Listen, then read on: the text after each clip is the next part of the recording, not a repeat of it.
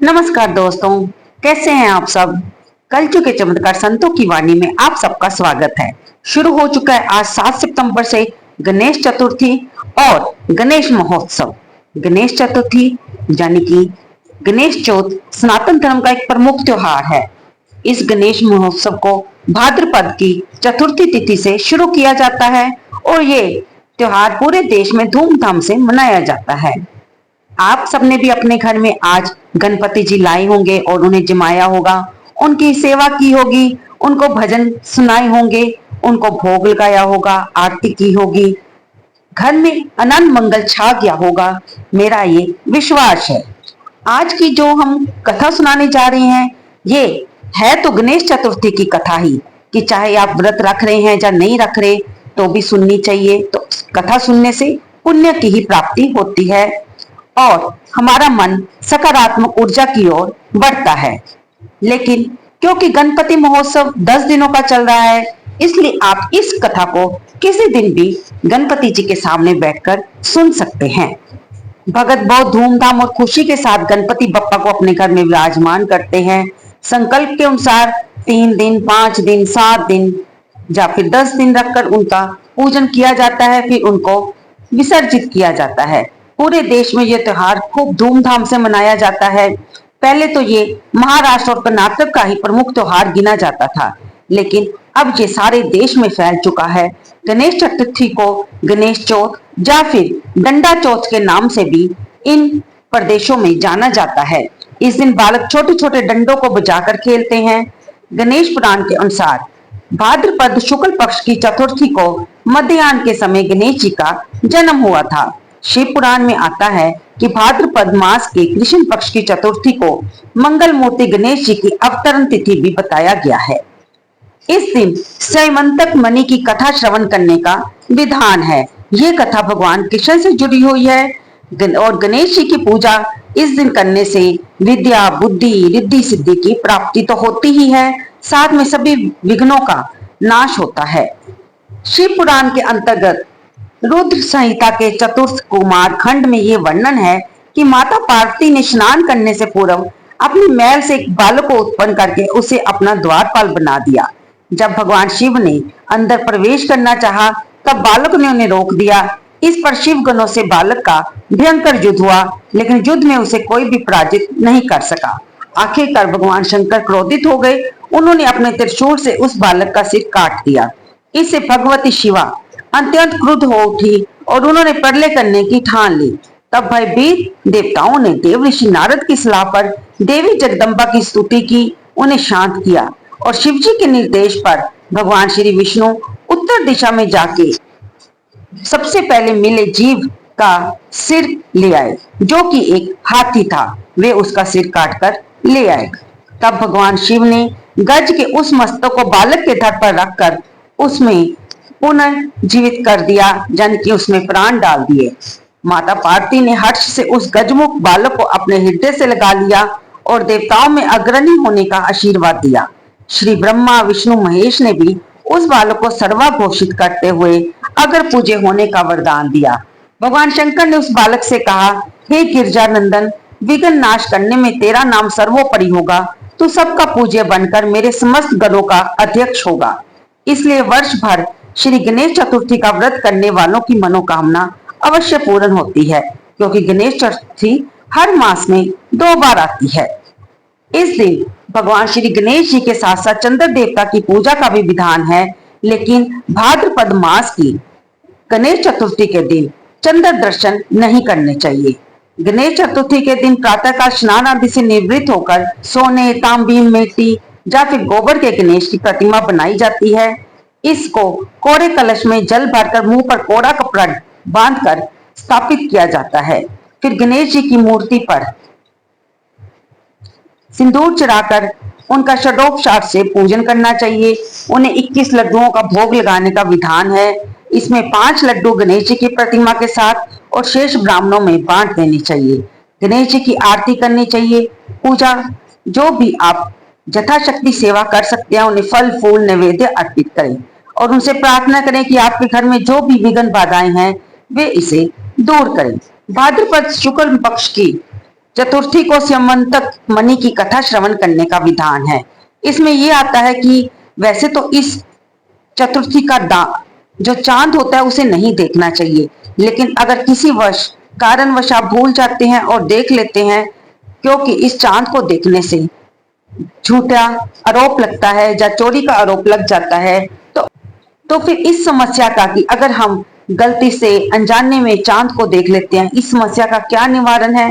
तो शास्त्रों में बताया गया है कि अगर आपने भाद्रपद की गणेश चतुर्थी की चांद देख लिया है तो आपको इस कथा का श्रवण करना चाहिए, जो कि भगवान श्री कृष्ण, जामवत और स्यमंतक मणि की कथा है। गणेश चतुर्थी की पौराणिक कथा के अनुसार एक बार नैमिषारण्य तीर्थ में शौनक आदि 88,000 ऋषियों ने श्री सूत जी से सब पूछा कि महाराज, सभी कार्यों को निर्विघ्न समाप्ति किस प्रकार से हो सकती है? धन उपार्जन में कैसे सफलता मिल सकती है? मनुष्य को पुत्र, सौभाग्य, संपत्ति की वृद्धि किस प्रकार हो सकती है? पति पत्नी में कलह से कैसे बचाव होना चाहिए? भाई भाई में परस्पर जो लड़ाई झगड़ा होता है, जो वैमनस्य की भावना है, उससे कैसे छुटकारा मिला सकता है? अपने शत्रु पर कैसे विजय प्राप्त कर सकते हैं? विद्या उपार्जन के लिए, वाणिज्य, व्यापार, कृषि कर्म के लिए शासकों को कौन सी कर्म करने चाहिए? किस देवता की पूजा अर्चना करनी चाहिए जिससे उन्हें अभीष्ट फल की प्राप्ति हो? तब सूत जी ने कहा कि ऋषियों, प्राचीन समय में जब कौरव पांडवों की सेना युद्ध के लिए एकत्रित हुई, उस समय युधिष्ठिर जी ने भगवान श्री कृष्ण से पूछा था कि हमारी निर्विघ्न विजय किस प्रकार होगी? किस देवता की आराधना से हम इस युद्ध में विजय प्राप्त कर सकते हैं?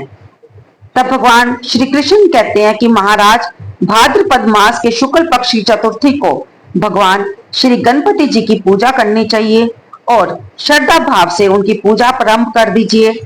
प्रातःकाल उठकर सफेद तिल से स्नान करें। दोपहर मुख को गणपति जी की मूर्ति, चाहे आपने सोने की बनाई है या फिर मिट्टी की बनाई है, उसको अपनी सामर्थ्य के अनुसार बनवाएं और फिर उसकी पूजा करें। पूजा करने में थोड़ी सी भी कंजूसी ना करें, आप यथाशक्ति पूजा करें। उनकी पूजा करने से संपूर्ण इच्छाएं पूरी होती है। ध्यान की विधि एक दांत वाले सूर के समान, विस्तृत कान वाले हाथी के समान, मुख वाले 4 पूजाधारी, हाथ में पाश अंकुश धारण किए हुए सिद्धि विनायक गणेश जी का हम ध्यान करते हैं। फिर उन्हें शुद्ध जल से स्नान कराएं, भक्ति पूर्वक उनको गंध चढ़ाएं। आह्वान करके पाद्य अर्घ्य देने के बाद लाल वस्त्र अर्पित करें। पुष्प, धूप, दीप, नैवेद्य अर्पित करना चाहिए। पान के ऊपर कुछ मात्रा में दक्षिणा रखें और फिर उन्हें चढ़ाएं।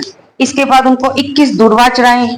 उनकी पूजा दुर्वा से करते हुए कहें, हे उमा पुत्र, हे पाप के नाशक, हे विनायक, हे ईश नंदन, हे सर्व सिद्धि के दाता, हे एक दंत, हे गजमुख, हे मशक वाहन, हे स्कंद कुमार के भ्राता, हे गजानन महाराज, मैं आपको प्रणाम करता हूँ।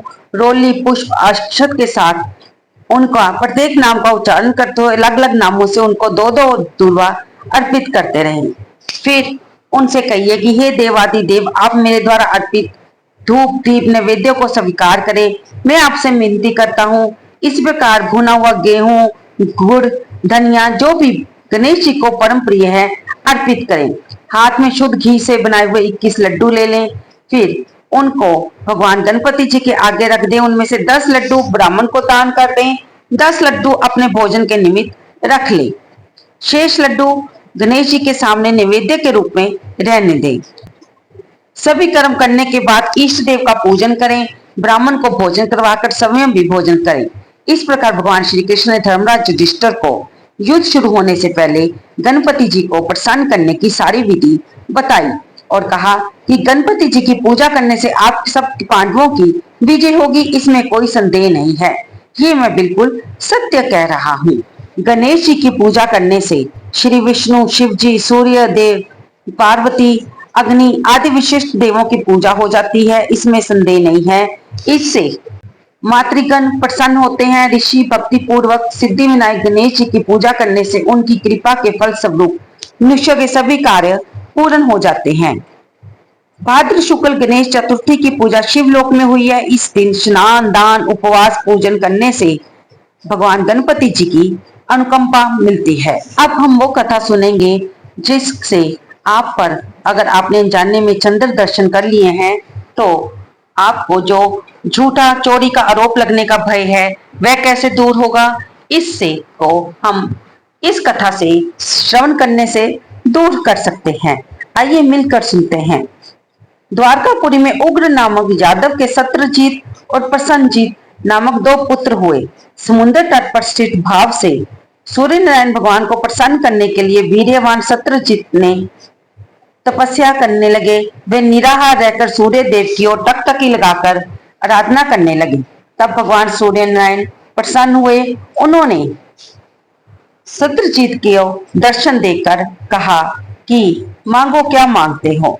तब वे सत्रजीत उनकी स्तुति करने लगे और बोले, हे तेजपुंज, हे स्वतः प्रकाशमान, हे काश्यप, हे हरिदशम, आपको मेरा बारंबार प्रणाम है। हे ग्रहराज, हे चंद्रमा को प्रकाशित करने वाले, संपूर्ण देवों के अधिपति, आपको मेरा नमस्कार है। मुझ पर प्रसन्न हुए तो ये हे दिवाकर, आपकी कृपा दृष्टि मेरे ऊपर बनी रहे। तब भगवान सूर्य ने सत्रजीत से शांत गंभीर मधुर वाणी में कहा कि हम तुम्हारे ऊपर बहुत प्रसन्न हैं, तुम्हारी जो अभिलाषा है मांग लो। हे मां भाग्यशाली सत्रजीत, हम तुम्हारी आराधना से संतुष्ट है। अब तुम इस सुंदर रत्न को ले लो जो कि देवों को भी अप्राप्त है। ऐसा कहकर प्रसन्न मन से भगवान ने अपने कंठ से मणि उतारकर उन्हें दे दी और मणि देते हुए कहा कि ये प्रतिदिन 8 भार यानी कि 24 मन सोना प्रदान करती है। मणि धारण करने के समय पवित्र रहना चाहिए, इसलिए अशौच अवस्था में धारण करने से धारक का मरण हो जाता है। ऐसा कहकर तेजवान भगवान सूर्य वहीं अंतर ध्यान हो गए और सत्रजीत उस मणि को धारण करके ऐसे सुशोभित हुए जैसे कि वह खुद ही सूर्य नारायण हो। और हे राजन, उनके द्वारकापुरी में प्रवेश करने पर उस तेज के कारण किसी को मालूम नहीं चला कि कौन आ रहा है। सत्रजीत उस प्रकाशमान मणि को धारण किए हुए द्वारकापुरी चले आए। वहां पर लोगों को वे तो नजर नहीं आए और वे देखने लगे कि ये कौन कांतिमान है। जब उन्होंने समीप जाकर स्पष्ट रूप से देखा तो उन्हें पता चला कि ये सूर्य नहीं है, जबकि वे उसे सूर्य समझ रहे थे। और उन्होंने देखा कि ये तो सत्रजीत है जो कंठ में मणि धारण करने के कारण सुशोभित हो रहे हैं। जब भगवान श्री कृष्ण ने स्वयंवंतक मणि को देखा तो उन्होंने सत्रजीत से कहा कि ये तो राजकोष में होनी चाहिए ताकि राज्य का भला हो, लेकिन सत्रजीत इस बात को नहीं माने। तब श्री कृष्ण जी ने उन्हें कुछ नहीं कहा। सत्रजीत उस मणि को लेकर अपने घर आ गए और उनके मन में ये संदेह उत्पन्न हुआ कि कहीं ये श्री कृष्ण मुझसे मणि ना मांग ले। इस भय से उन्होंने इस मणि को अपने भाई प्रसन्नजीत को दे दिया, साथ ही उसे पवित्र रहकर पहनने के लिए भी सावधान कर दिया। एक बार प्रसन्नजीत उस मणि को पहनकर जंगल में शिकार करने के लिए गए, क्योंकि वह मणि को पाने के लिए जो भी नियम बताए गए थे उन शुद्ध रहने की अवस्था का पालन नहीं किया। इसी कारण उन्हें दोष लगा और उन्हें जंगल में शेर ने मार डाला और उस मणि को ले लिया। आगे उस शेर को जामवंत, जो वहीं पर एक गुफा में रहते थे, उन्होंने मार डाला और वह मणि जामवंत जी के पास चली गई। उन्होंने उस मणि को अपनी बेटी जामवती को दे दिया। इधर जब सत्रजीत ने देखा कि प्रसन्नजीत को शेर ने मारा हुआ है, इधर सत्रजीत ने जब देखा कि प्रसन्नजीत भी गायब है और स्वयंवंतक मणि भी गायब है, तब उन्होंने सीधा भगवान श्री कृष्ण पर आरोप लगाया कि उन्होंने मणि को ले लिया है और मेरे भाई प्रसन्नजीत को मार दिया है। जब उन्होंने ये आरोप लगाया तो सारे शहर में, नगर में इस बात की चर्चा होने लगी और भगवान श्री कृष्ण पर झूठा दोषारोपण लग गया, जिससे श्री कृष्ण के मन में दुख हुआ। वे बिना किसी से कुछ कहे सुने नगर से बाहर गए और वन में जाकर उन्होंने देखा कि एक स्थान पर प्रसन्नजीत मृत पड़े हुए हैं। तब वे प्रसन्नजीत के परचिनों के सहारे, जो कि शेर के साथ मिलते थे, वे आगे गए। फिर उन्होंने देखा कि वहां पर सिंह भी मरा पड़ा है और फिर वे जो निशान सिंह को मारने वाली जगह से शुरू होते थे, जो कि जामवंत जी के थे, वे उन निशानों का पीछा करते हुए एक गुफा के प्रवेश कर गए। जामवंत की गुफा बड़ी भयंकर थी, उसमें घनघोर अंधेरा ही अंधेरा था। इसलिए भगवान श्री कृष्ण अकेले ही उसमें प्रविष्ट हुए और अपने तेज से अंधकार को दूर करते हुए वे उस गुफा में 400 कोस तक चले गए। वहां पहुंचने पर उन्होंने एक सुंदर स्थान और महल को देखा, जहां पर एक कन्या उस मणि के साथ खेल रही थी। भगवान श्री कृष्ण उस मणि को लेने के लिए उस कन्या की तरफ बढ़े तो तभी वहां पर जामवंत आ गए और उन्होंने भगवान श्री कृष्ण को युद्ध के लिए ललकारा। तब उन दोनों में भयंकर युद्ध हुआ। श्री कृष्ण की प्रतीक्षा कर रहे प्रजाजन जो कि 7वें दिन द्वारका वापस लौट गए और उन्होंने भगवान श्री कृष्ण का बारे में ये फैला दिया कि वे गुफा में उनको किसी जानवर ने मार दिया है, इसीलिए तो वे बाहर नहीं आए। इधर गुफा के अंदर भगवान कृष्ण और जामवंत में 21 दिन तक लगातार मल युद्ध होता रहा और अंत में भगवान श्री कृष्ण ने जामवंत को क्षीण कर दिया, यानी कि शक्तिहीन कर दिया। फिर उन्होंने उसे त्रेता युग की बातों का स्मरण करवाया। तब जामवंत ने भगवान को पहचान लिया कि ये तो वही भगवान श्री राम ही हैं। तब भगवान ने उन्हें कहा कि आपके मन में तब ये विचार आया था कि मैं भी भगवान राम से युद्ध करूं, लेकिन क्योंकि मैं तो इनके सेना में हूं इसलिए ये सही बात नहीं होगी। तब मैंने ये कहा था कि मैं तुम्हारी ये इच्छा अगले जन्म में अपने अगले अवतार में अवश्य पूरी करूंगा। जामवंत भी कहने लगे कि प्रभु मैं आपको पहचान गया हूँ, मैं सभी देवी देवताओं, यक्ष, नागों, गंधर्वों, पिशाच और मरुत गणों से अपराज्य हूँ। वे मेरे पराक्रम के समक्ष नहीं टिक सकते थे। हे देवादिदेव, आपने मुझ पर विजय पाई है, इससे आपका देवाधिपति होना निश्चित है। मैं समझ गया कि आप में भगवान विष्णु का तेज है, किसी अन्य में ये बल है ही नहीं जो मुझे पराजित कर सके। जिनके किंचित क्रोध करने से मगरमच्छ, घड़ियाल आदि जीव व्याकुल हो गए थे और सागर भी विशुद्ध हो उठा था, उस सागर ने अपनी दृष्टि के लिए क्षमा याचना की, सेना के लिए मार्ग प्रदान किया। आपने सेतु बांधकर अपने जश को उज्जवल किया और सैन्य दल के साथ लंका पर आक्रमण करके राक्षसों का वध किया। आप त्रेता युग के वही राम हैं, मैंने आपको पहचान लिया है। तब भगवान श्री कृष्ण जामवंत के मस्तक पर अपना कल्याणकारी हाथ फेरते हुए उससे प्रेम पूर्वक कहने लगे कि मैं इस मणि के कारण मुझ पर झूठा कलंक लगा है, उसी कलंक को दूर करने के लिए, मणि प्राप्त करने के लिए मैं तुम्हारी गुफा में आया हूँ। तब भगवान की बात सुनकर जामवंत ने प्रसन्नता पूर्वक अपनी बेटी जामवती भी उन्हें समर्पित करते हुए दहेज स्वरूप में मणि दे दी। भगवान श्री कृष्ण कन्या और मणि ग्रहण कर जामवंत को ज्ञान का उपदेश देकर वहां से जाने का विचार किया और भगवान कृष्ण के जाने से पहले जामवंत ने अपनी कन्या का पानी ग्रहण उनके साथ कर दिया। अब भगवान श्री कृष्ण मणि और जामवती के साथ द्वारका में वापस आ गए। उनके परिवार की हर्ष की कोई सीमा नहीं रही और वे उत्सव मनाने लगे। भगवान श्री कृष्ण प्रसन्न होकर मित्रों के साथ सुधर्मा सभा अर्थात यादवों की राज्यसभा में आए। वहां उन्होंने मणि के गायब होने और उसकी पुनः प्राप्ति की सारी घटना को सुनाया। फिर उन्होंने सत्यजीत को अपने पास बुलाकर वह मणि उन्हें दे दी। भगवान श्री कृष्ण झूठे कलंक के दोष से मुक्त हो गए। सत्यजीत बुद्धिमान थे, उन्हें सारी बात सुनकर बहुत लज्जा आई। उन्होंने इसके फलस्वरूप अपनी कन्या सत्यभामा का विवाह श्री कृष्ण के साथ कर दिया। अब इधर पाप आत्मा शतधन्वा सत्यजीत से मणि प्राप्त करने के लिए शत्रुता करने लगे। एक बार की बात है, श्री कृष्ण जी कहीं गए हुए थे। उनकी अनुपस्थिति में पाप आत्मा शतधन्वा ने सत्यजीत की हत्या करके मणि अपने कब्जे में कर ली। जब श्री कृष्ण के लौटने पर सत्यधामा ने उन्हें सारी बात बताई।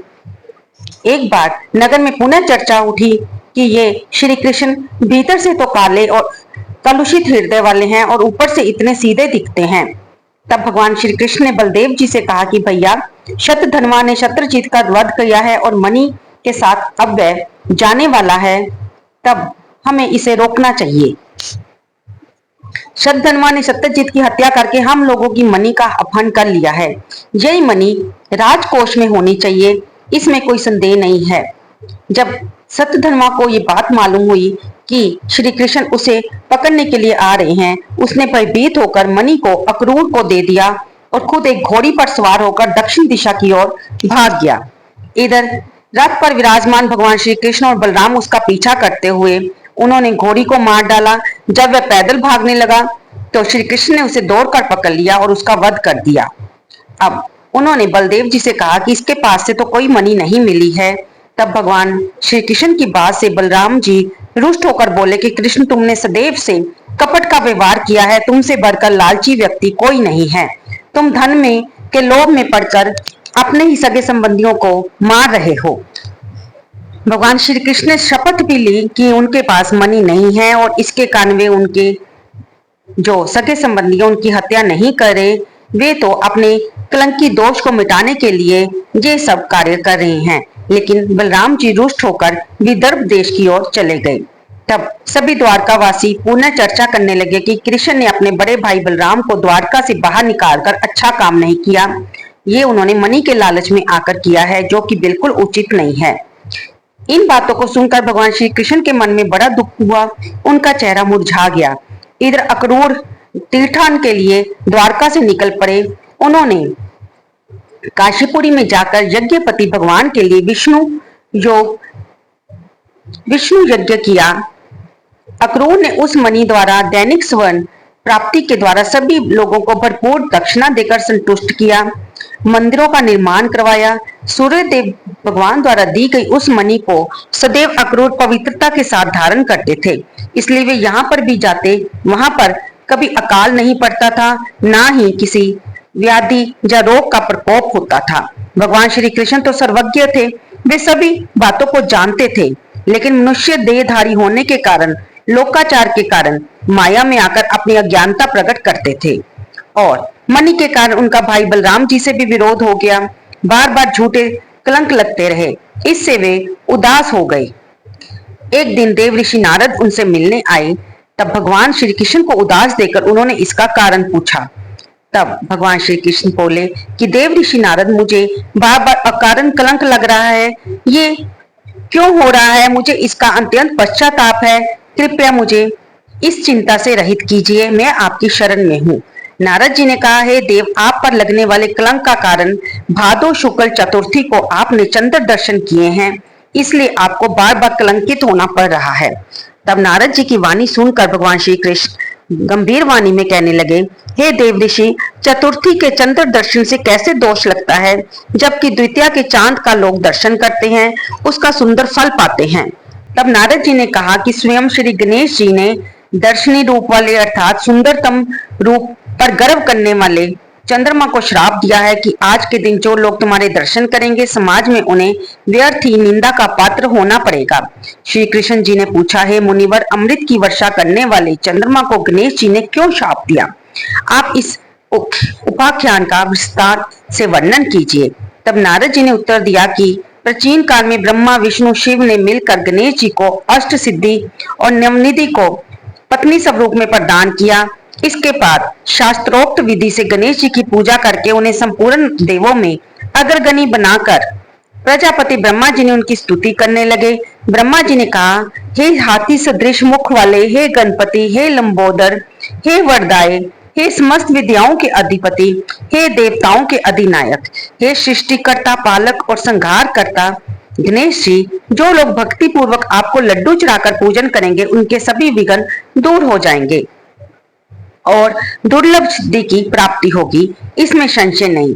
जो देवता या दानव आपकी पूजा किए बिना सफलता की कामना करते हैं, उन्हें अरबों खरबों तक भी सिद्धि नहीं मिलती है।